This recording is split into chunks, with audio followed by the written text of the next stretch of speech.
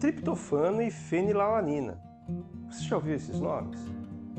Provavelmente não, porque são nomes incomuns de serem mencionados e estão ligados à biologia do nosso corpo, mais especificamente à nossa alimentação. Será que sabemos muito ou pouco sobre nossa alimentação? Qual o papel dela em quem nós somos e como nos tornamos quem somos até aqui? Fique comigo que essas questões serão pensadas no episódio que começa agora.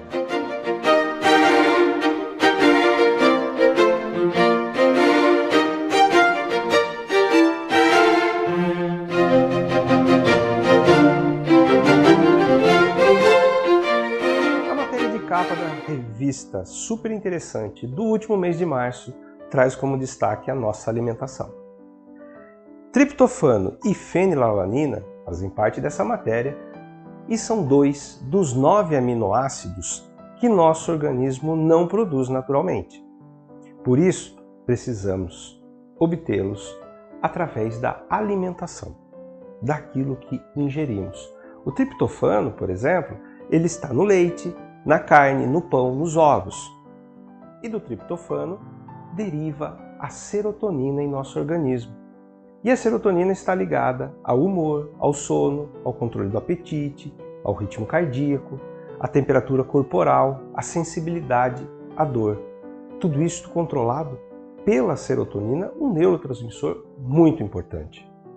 A fenilalanina está no ovo, no frango, na carne, no feijão, na lentilha, na ervilha, no abacate e outros alimentos. Dela deriva a tirosina, que depois é convertida em dopamina. E a dopamina está ligada ao prazer e à motivação em nosso organismo. A falta desses dois, como tem sido descoberto pela ciência, aumenta o risco de ansiedade e, mais ainda, o risco de depressão. Não é questão de nos enchermos desses alimentos para estocar esses aminoácidos, não. O nosso organismo ele estabelece limites e ele segue esses limites no seu devido funcionamento. Tudo que é ingerido em excesso pode se tornar tóxico. Até a água.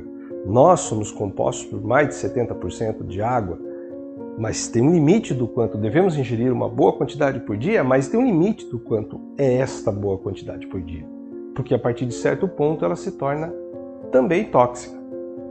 Assim, nós precisamos de equilíbrio e consciência na nossa alimentação. Nós precisamos saber do que estamos ingerindo. E uma coisa que ingerimos cada vez mais é o açúcar. O açúcar, também tem se descoberto, está ligado a um efeito analgésico no nosso organismo.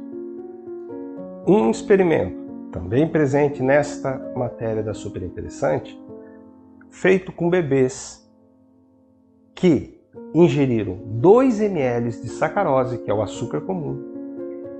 Esses bebês que ingeriram açúcar tiveram 50% menos de choro ao receber a agulhada durante um exame de sangue.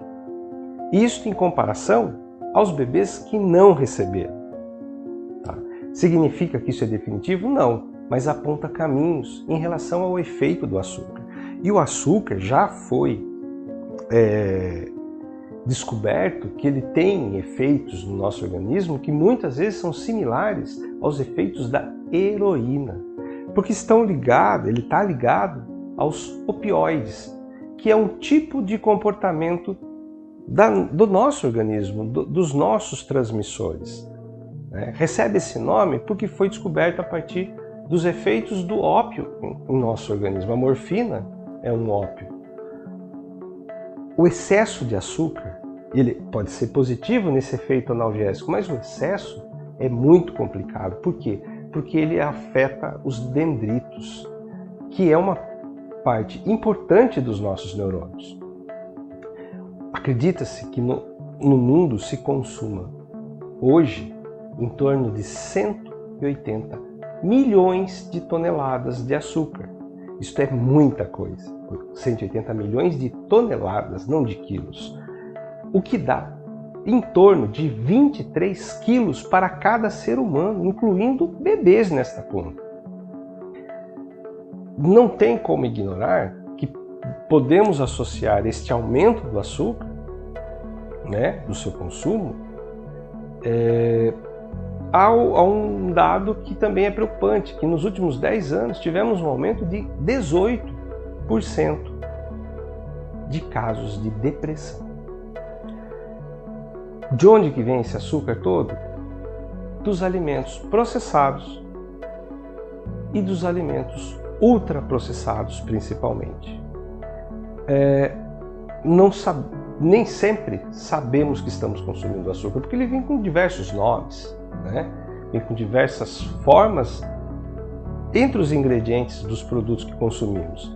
E a indústria, sabendo do quanto gera prazer no ser humano o consumo de açúcar, faz uso para gerar cada vez mais consumo. Da mesma forma, o sal, ele tem o seu dano. Ele é importante para o nosso organismo? Sim, sim. Porém, o excesso do sal já está cada vez também mais sendo pesquisado, porque ele desregula o excesso, ele desregula o controle de óxido nítrico, um importante elemento químico do nosso organismo que está ligado ao controle da proteína tal. E o descontrole desta proteína, ela tendo um acúmulo muito grande, leva à demência. Ela está ligada, por exemplo, ao mal de Alzheimer. A alimentação, ela afeta diretamente o nosso sistema nervoso. E nós temos o sistema nervoso entérico, que é o sistema nervoso ligado ao aparelho digestivo, principalmente ao intestino, e o sistema nervoso central, que está no nosso cérebro. Eles estão em constante comunicação. O nervo vago, por exemplo, estabelece essa comunicação de cérebro e aparelho digestivo. O sistema nervoso entérico, ele, com as suas células mensageiras, com os seus neurotransmissores, comunicam ao cérebro, por exemplo, a saciez. E quando nós temos afetados certos neurotransmissores, como o triptofano, a fenilalanina, ou qualquer outro, né, em função da nossa alimentação, na carência ou no excesso, nós temos uma desregulação. Se desregula totalmente o nosso organismo. E aí há muitos males que deles decorrem. Nós precisamos ter equilíbrio. Não é simplesmente eliminar os alimentos processados ou ultraprocessados. Não. É saber balancear. Uma alimentação natural e principalmente orgânica, ela é muito mais saudável e ela tem um contexto para o nosso organismo. É disso que nós precisamos. Nós precisamos pensar na nossa alimentação. Pensar qual a qualidade dela. Pense nisso.